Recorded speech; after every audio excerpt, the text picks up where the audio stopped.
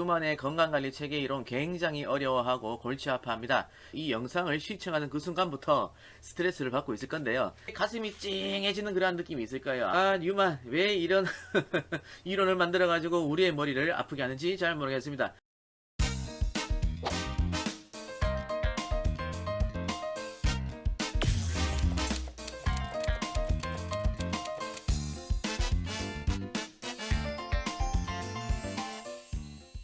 네, 안녕하세요. 지역사회 간호학 이상민입니다. 만나서 반갑습니다. 반갑나요? 네, 오늘은 뉴만의 건강관리 체계 이론에 대해서 우리가 한번 살펴볼 건데요. 여러분들이 이 뉴만의 건강관리 체계 이론 굉장히 어려워하고 골치 아파합니다. 그래서 오늘 최대한 쉽게 풀 수 있도록 노력을 해볼 건데요. 여러분들도 잘 따라오셨으면 좋겠어요. 자, 먼저 뉴만의 건강관리 체계 이론에 대해서 우리가 살펴보기 전에 뉴만이 생각하는 간호가 무엇인지 한번 봐야 돼요. 자, 거기에 앞서서 뉴만이 생각하고 있는 대상자는 무슨 체계를 가지고 있는지 한번 살펴볼 필요가 있는데, 여러분들 스트레스 다 받고 있죠? 이 영상을 시청하는 그 순간부터 스트레스를 받고 있을 건데요. 스트레스를 받는 체계이기 때문에 개방 체계다라고 보는 거예요. 뉴만은 대상자를 개방 체계라고 보고 있어요. 만약에 여러분들이 폐쇄 체계를 가지고 있으면 스트레스를 받지 않겠죠. 그래서 뉴만은 대상자를 스트레스를 받는 개방 체계다라고 했습니다. 왜 스트레스가 나오냐면 이 스트레스가 우리 몸으로 들어왔을 때 그 반응들을 일으키는데요. 그 반응에 대해서 예방 중재를 가자라는 거예요. 뉴만이 생각하고 있는 간호가. 그래서 한번 보면 간호는 대상자에게 예방 활동을 제공해서 대상자가 안녕 상태에 도달하도록 하는 것이다 라고 되어 있습니다. 자, 이 예방 활동은 일단 우리가 익히 잘 알고 있는 1차 예방 활동, 2차 예방 활동, 그리고 3차 예방 활동이 있습니다.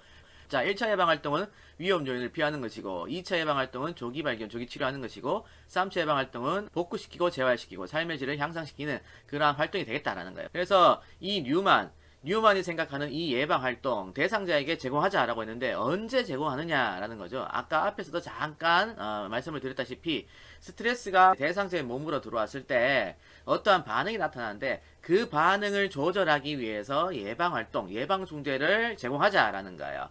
그래서 여기 그림을 보시면 대상자가 스트레스를 받게 되면은 어떠한 반응들이 나타나게 되는데 이 반응들을 조절하기 위해서 예방 중재를 제공하자라는 거예요. 그게 바로 뉴만이 생각하고 있는 간호입니다. 자, 뉴만이 생각하고 있는 대상자는 개인이 될 수도 있고 가족이 될 수도 있고 지역사회가 될 수도 있습니다. 그래서 지역사회 간호의 대상자하고 동일하다라고 보시면 될 것 같아요. 그렇기 때문에 뉴만의 건강관리 체계 이론은 지역사회 간호에서 좀 많이 사용이 되고 있다라고 여러분들이 알고 계시면 돼요. 자, 그 다음에 뉴만의 건강관리 체계 이론의 모형입니다. 이 모형인데요. 잘 보셔야 됩니다. 자, 일단 뉴만은 이 구성 요소를요. 유연방어선, 그 다음에 정상방어선, 저항선, 기본구조 요 네 가지로 보고 있어요. 뭐 스트레스까지 포함을 해서 5가지로 구성 요소를 볼 수가 있는데 주요한 네 가지에 대해서 이야기를 한번 해봅시다. 그래서 가장 바깥쪽에 있는 선을 유연방어선이라 하고 그 바로 밑에 있는 선을 정상방어선이라고 합니다. 그 다음에 정상방어선 아래 있는 것을 저항선이라고 하고요. 저항선 안쪽에 있는 것을 기본구조라고 합니다. 이러한 유연방어선이나 정상방어선, 저항선은 이 기본구조를 보호하기 위해서 이렇게 제시가 되어 있는 겁니다. 자, 기본구조라 하면 우리가 사람을 따지면 여러분들을 따져보세요. 여러분들이 생존하기 위해 필요한 필수 조건, 필수 요건이라고 보시면 돼요. 그러면 여러분들은 신체가 있어야 된다, 그지? 그리고 이 신체가 움직이려고 하면 활력도 있어야 되겠죠. 그래서 뉴만이 생각하고 있는 개인의 기본 구조는 신체와 활력이다 라고 보고 있어요. 그래서 이러한 신체와 활력을 보호하기 위해서 유연방어선이나 정상방어선 그리고 저항선이 있다는 것을 알고 계시면 되겠습니다. 다시 말하면 유연방어선, 정상방어선, 저항선은 스트레스를 방어하기 위해 있는 것이다. 최종적으로 기본 구조를 보호하기 위해서 이러한 선들이 스트레스와 대응을 하고 있다라고 보시면 될 것 같습니다. 자, 스트레스가 이렇게 있는데 이 스트레스가 가장 먼저 도달하게 되는 선이 바로 유연방어선입니다. 그렇죠. 그래서 이 유연방어선은 스트레스를 가장 먼저 만나기 때문에 스트레스를 가장 먼저 이렇게 안게 되겠죠. 그래서 쿠션의 역할을 한다라고 보시면 될 것 같고, 쿠션은 푹신푹신합니다. 그렇죠. 그렇기 때문에 완충작용을 하는 완충의 역할을 한다라고 보시면 될 것 같습니다. 자, 그래서 유연방어선은 쿠션의 역할도 하고 완충의 역할도 한다라고 알고 계시면 될 것 같고, 그리고 이 스트레스가 유연방어선에 도달하게 되면요, 우리 몸에서 어떠한 반응들이 나타나요. 그 반응들이 무의식적으로 나타나는 반응입니다. 예를 들어서 따뜻한 곳에 있다가 추운 곳에 나가면 닭살이 돋는다든지, 또는 공포 영화를 봤을 때 좀 잔인한 장면들이 나왔을 때 닭살이 돋는다든지, 그러한 현상들이 바로 스트레스가 유연방어선에 도달했다라고 우리가 알 수가 있는 그런 반응들이겠죠. 또한 하나의 예를 더 들어보면요, 우리가 국가고시 시험을 딱 쳤어요. 치고 난 다음에 합격 여부를 확인한단 말이야. 근데 내가 국가고시 불합격됐어. 그러면 갑자기 가슴이 찡해지는 그러한 느낌이 있을 거예요. 아마 여러분들 살아오면서 그러한 가슴이 찡해지는 느낌을 받아본 적이 있을 겁니다. 그렇죠? 그래서 이러한 가슴이 찡해지는 거는 내가 의식적으로 하는 반응이죠. 아니라는 거죠. 무의식적으로 발동되는 반응이다라고 보시면 될 것 같습니다. 그래서 스트레스가 유연방어선에 도달하게 되면 이러한 반응들이 나타나게 된다라고 보시면 될 것 같아요. 자, 우리가 유연방어선에서 스트레스를 방어하기 위해서 사용하는 게 있는데, 그게 바로 무의식적인 방어기전입니다. 무의식적인 방어기전을 사용을 해서 이 유연방어선 차원에서 스트레스를 막으려고 합니다. 만약에 유연방어선이 스트레스를 막아버리게 되면 우리는 건강한 상태를 유지하게 되는데, 스트레스를 방어하지 못하게 되면 이 스트레스가 유연방어선을 뚫고 다음 선인 정상방어선으로 이렇게 도달하게 됩니다. 일단 정상방어선을 보시면 우리가 생각해야 될 게 있어요. 정상방어선은 현재의 건강 상태라든지 현재 상태를 의미하게 되는 겁니다. 오케이. 그래서 현재의 상태와 건강 상태를 우리가 알 수가 있겠죠. 정상 방어선에서. 그래서 우리는 적정 기능 수준까지 알 수가 있는 거예요. 다시 한번 말씀드리면 정상 방어선은 현재 상태하고 건강 상태를 의미하는 것이기 때문에 우리가 현재 상태하고 건강 상태를 확인을 해서 적정 기능 수준을 알 수가 있다라는 거예요. 적정 기능 수준이라고 하는 거는 내가 처한 상황에서 내가 최대한 발휘할 수 있는 기능이에요. 건강과 관련된 최대한 발휘할 수 있는 그 기능입니다. 그렇죠? 그렇기 때문에 현재 상태하고 건강 상태를 보고 적정 기능 수준을 알 수가 있게 된다라고 보시면 될 것 같고, 그래서 우리는 정상 방어선을 적정 기능 수준의 적정선이다라고 표현을 하고 있어요. 뉴만은 이렇게 명명을 하고 있다라는 거예요. 자, 요거를 한번 베이스를 두고 한번 다시 봅시다. 스트레스가 유연 방어선을 뚫고 정상 방어선에 도달하게 되면은 반응들이 또 나타나겠죠. 어떠한 반응들이 나타나냐? 국가고시 불합격을 예를 들어봅니다. 계속적으로 보면 입맛이 없어지거나 무기력해지거나 또는 소화불량 등 이러한 증상들이 나타날 거예요. 자, 우리가 생각했을 때는 이러한 증상들이 비정상적인 반응이다, 비정상적인 증상이다 라고 생각을 할 수가 있겠지만, 뉴만은 이러한 증상을 정상적인 반응으로 봤습니다. 왜냐하면 이러한 반응들이 있음으로 인해서 건강한 상태로 다시 돌아갈 수 있기 때문에 이러한 반응들 자체도 정상적인 반응이다 라고 보았습니다. 그리고 이 정상 방어선에서 차원에서 스트레스를 방어하기 위해서는 우리가 장기간 쌓아왔던, 장기간 습득해왔던 뭐 지식이 또 있겠고 태도도 있겠고 또는 뭐 문제 해결 능력들이 있겠죠. 이러한 것들을 활용을 해서 스트레스를 방어를 하려고 합니다. 그래서 정상 방어선에서 스트레스가 잘 방어가 되면 건강한 상태를 유지할 수 있겠지만, 방어가 되지 않으면은 뚫리게 된다. 뚫려서 어디로 간다?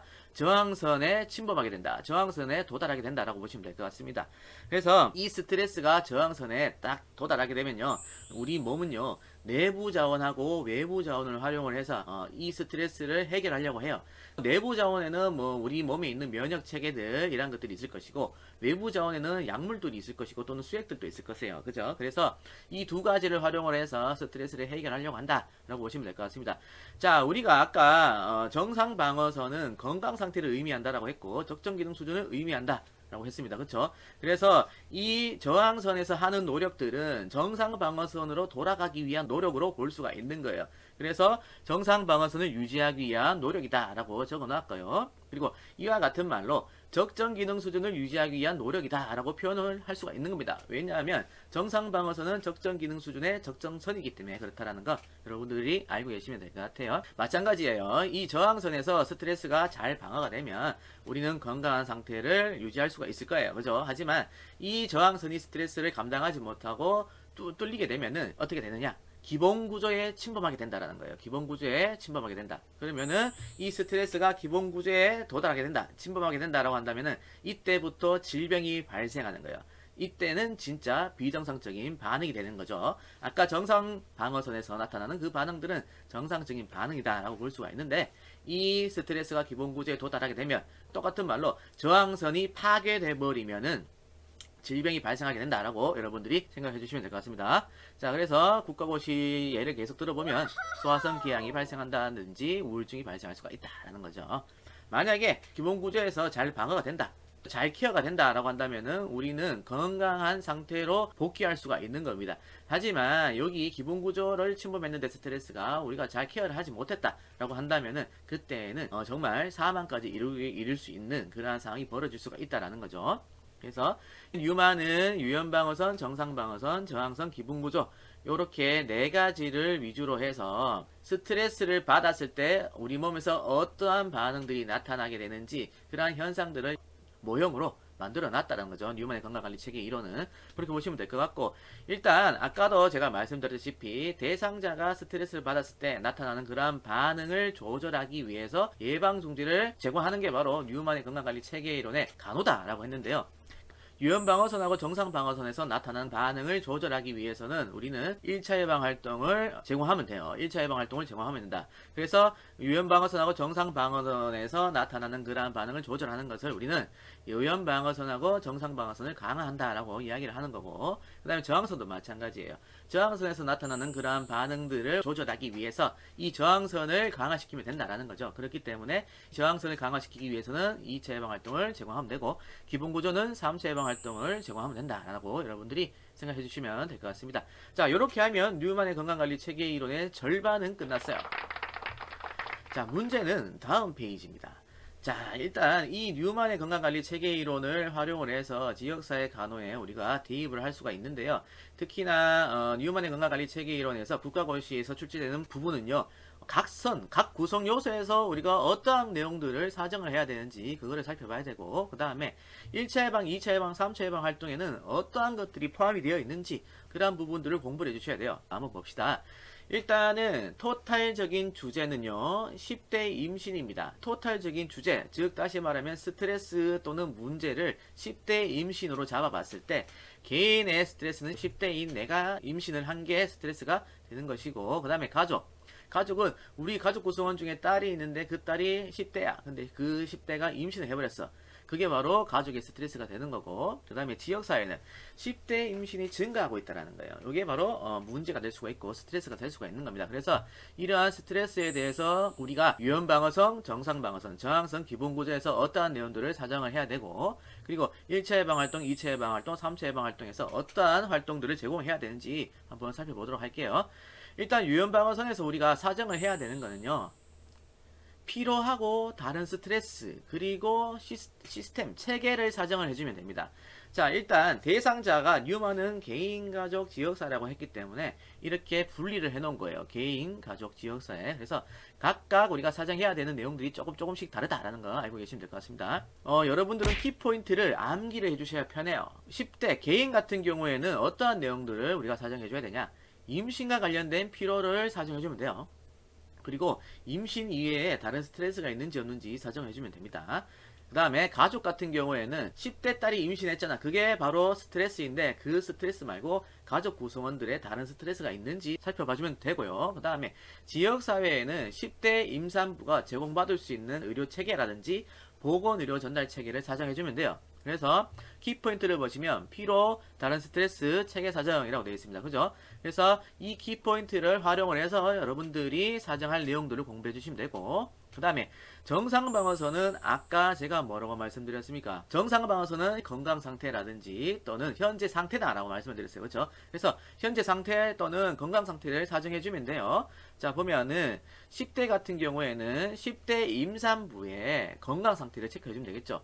뭐 질병, 급성질환이라든지 만성질환이 있는지 확인을 해주고, 그리고 영양 상태가 어떤지 확인을 해주면 됩니다. 사정해주면 되고, 그 다음에 현재 내가 가지고 있는 평소의 건강 태도라든지 식생활 습관을 사정해주면 된다라는 거예요.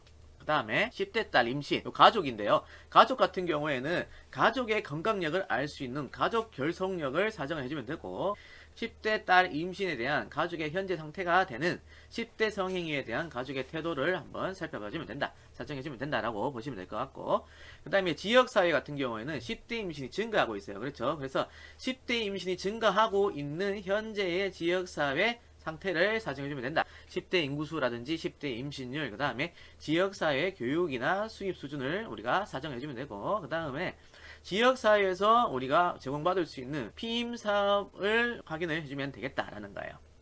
그래서 키포인트를 확인해보면 건강상태나 현재 상태를 사정해주면 된다. 스트레스에 대한 또는 스트레스와 관련된 건강 상태라든지 현재 상태를 우리가 사정을 해주면 되겠다라는 이 키포인트를 여러분들이 확인을 하고 개인, 가족, 지역사회에 대해서 구분을 해서 공부를 해주시면 될 것 같고, 그 다음에 저항선. 저항선은 아까 스트레스가 딱 들어오게 되면은 어떻게 한다라고 했습니까? 그렇죠. 내외부 자원을 활용을 해서 스트레스를 해결하려고 한다라고 했었습니다. 그렇죠. 그래서 이거는 그 스트레스 또는 문제를 해결하기 위해서 관련되어 있는 또는 지니고 있는 내외부 자원을 사정해주면 돼요. 출산과 관련되어 있는 개인이 가지고 있는 내외부 자원을 사정해주면 된다. 그래서 대표적인 게 아이에 대한 태도라든지 양육기술 이런 것들을 사정해주면 되겠고, 그 다음에 가족 같은 경우에는 가족 수입이라든지 또는 가족의 교육 수준, 그리고 우리 가족이 가지고 있는 지지 체계들, 외부 지지 체계들이 있죠. 그러한 것들 세 가지를 확인해 주면 되겠다라는 거예요. 가족 수입하고 가족 교육 수준 그리고 지지 체계 이 같은 경우에는 출산을 했을 때 우리가 겪게 되는 상하의 그 갭이 있잖아요. 갭. 좋음과 나쁨의 그 갭의 차이가 굉장히 커진다라는 거예요. 그래서 우리는 저항선 차원에서 이러한 것들을 사정을 해줘야 되고, 지역사회 같은 경우에는 출산과 관련되어 있는 내부 자원을 사정해주면 되겠죠. 그래서 건강 프로그램이라든지 건강관리시설, 그리고 지역사회에 지금 존재하고 있는 내재되어 있는 10대 출산과 관련되어 있는 준법정신 가치관들을 살펴봐주면 되겠다라는 거예요. 그 다음에 기본구조는요, 아까 앞에서 잠깐 말씀을 드렸는데, 이 대상자들이 존재할 수 있도록 필요한 필수 요소다라고 했었습니다. 그쵸? 그래서, 개인 같은 경우에는 신체와 활력 기능이 될 수가 있고, 가족은 가족 구성원들이 있어야 가족이 이루어지는 것이고, 그리고 그 가족들의 역할이 유기적으로 잘 이루어져야지, 건강한 가족이 될 수가 있겠죠. 그래서, 가족 구성원과 역할이 바로, 기본구조가 될 것이고, 지역사회도 마찬가지예요. 지역사회가 이루어지려고 하면은, 지역사회에 인구들이 있어야 되겠죠. 그래서 인구 구조를 우리가 사정을 해주면 되겠고, 지역사회가 잘 유기적으로 돌아가야 되겠죠. 그래서 활력도 우리가 사정해주면 되겠다라는 거예요. 자, 일단 우리가 유연방어선, 정상방어선, 저항선, 기본구조 요 네 가지에서 사정을 해야 되는 내용을 살펴봤는데, 여러분들이 공부를 할 때 이 키포인트를 먼저 머릿속에 넣어 두시는 게 가장 중요하다라는 거예요. 그죠? 그거 알고 계시면 될 것 같습니다. 자, 그 다음에 유만은 대상자가 스트레스를 받았을 때 나타나는 그러한 반응들이 있는데, 그 반응을 조절하기 위해서 예방활동을 제공하자, 간호를 제공하자라고 했습니다. 그렇죠? 그래서 1차 예방활동, 2차 예방활동, 3차 예방활동으로 간호를 제공한다라고 했는데, 이 10대 임신에 대한 스트레스에 대해서는 어떤 활동을 제공할 수 있는지 한번 살펴볼게요. 자, 1차 예방활동은 아까 유연방어선하고 뭐였노? 정상방어선을 강화시키는 거라고 했습니다. 맞죠? 그래서 보면 유연방어선, 정상방어선의 사정 내용을 강화할 수 있는 1차 예방 활동들이 여기에 들어간다라고 보시면 될 것 같고요.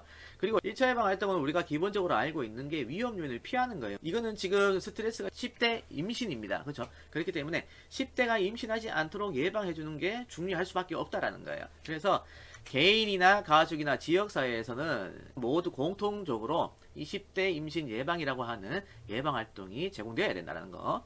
자, 일단 개인부터 한번 볼게요. 개인 같은 경우에 아까 유연방어선과 정상방어선에서 피로와 다른 스트레스, 그리고 질병 유무, 영양상태, 건강태도, 식생활 습관 이러한 것들을 사정을 해봤는데요. 개인 차원에서는요, 휴식을 제공하면 되겠죠. 왜? 피로가 있기 때문에. 임신과 관련된 피로가 있는지 없는지 사정을 했었고, 만약에 피로가 있다라고 하면 휴식을 제공해주면 되겠고, 그리고 피로가 없다라고 한다면은 피로가 쌓이기 전에 휴식을 제공시키면 되겠다라는 거. 그 다음에 질병 유무도 살펴봤어요. 그죠? 그래서 질병이 있다라고 하면 질병 관리를 해주면 되겠고, 그 다음에 영양 상태를 확인을 해서 영양 관리를 해주면 되겠고, 그리고 평소 건강 태도하고 식생활 습관은 아까 사정을 했었는데, 만약에 올바르지 않다라고 하면 올바른 건강에 대한 태도와 식생활 습관을 형성할 수 있도록 우리가 도와주면 되겠죠. 그래서 이러한 것들을 포함을 해서 건강을 증진시킬 수 있는 간호를 제공해주면 되겠다라는 거예요. 1차 예방에서는. 그 다음에 아까 유연방어선에서 다른 스트레스를 사정한다라고 했는데, 만약에 다른 스트레스가 있다라고 한다면은 그 다른 스트레스를 관리하는 방법도 교육을 시켜주면 되겠다라는 거예요. 기본적으로 아까 10대 피임 교육이 제공되어야 한다 말씀드렸어요. 맞죠? 이거는 1차 예방 활동이기 때문에 위험 요인을 피하는 것이다. 그래서 10대 임신이라고 하는 스트레스를 가지고 있는 것이기 때문에 10대가 임신이 되지 않도록 하는 예방활동이 굉장히 필요하다라는 거예요. 그 다음에 가족 차원에서는요, 아까 유연방어선에서 다른 스트레스를 사정한다라고 했었습니다. 그렇죠. 그렇기 때문에 다른 스트레스 관리 방법을 교육시키면 되겠고, 그 다음에 가족의 결속력을 강화시킬 수 있는 간호를 제공하면 되겠다라는 거예요. 아까 정상방어선에서 가족 결속력 정도를 사정을 했는데, 만약에 가족 결속력이 조금 미흡하다라고 했을 때 우리는 이러한 간호를 제공해 줄 수가 있는 겁니다. 그리고 이 10대 구성원과 그리고 나머지 가족 구성원이 함께 성교육을 받는 것, 또는 이 10대 성행위에 대한 토론, 임신 예방에 대한 토론, 이러한 자리를 마련해주면 되겠습니다. 그 다음에 지역사회 차원에서는요, 마찬가지죠. 10대 임신을 예방할 수 있는 성교육이라든지 또는 피임교육을 제공하면 되고요. 그 다음에 10대 임신이 증가하고 있는 거기 때문에 10대가 임신을 했을 때 이용할 수 있는 피임 사업을 좀 확대해서 개발을 하고 제공하면 되겠다라는 거예요. 자, 그 다음에 2차 예방 활동은 저항선을 강화시키는 것이고, 이 저항선이 존재하는 이유는 기본 구조를 보호하기 위한 것입니다. 자, 2차 예방 활동에서 우리가 머릿속에 넣어둬야 될 게 뭐냐면 출산 대처를 위한 예방 활동이다 라고 보시면 될 것 같아요. 그래서 개인 같은 경우에는 산전 간호하고 분만 간호가 필요할 것이고, 10대가 부모가 되었을 때 어떠한 역할을 해야 되는지 그 역할에 대해서 교육을 시켜주면 되겠고, 그 다음에 양육태도하고 기술에 대해서 교육을 시켜주면 되겠다. 출산을 잘 대처하기 위해서. 그 다음에 가족 같은 경우에는 아까 가족의 수익, 교육 수준, 지지체계 이런 것들이 있었는데, 우리가 지역사회에 있는 그 10대 임신과 관련된 유관기관과 가족과 연결을 시키게 되면은 가족의 수입이 좀 부족하더라도 또는 가족 교육 수준이 조금 미흡하더라도 기관과 연결을 통해서 조금 올릴 수가 있다라는 거죠.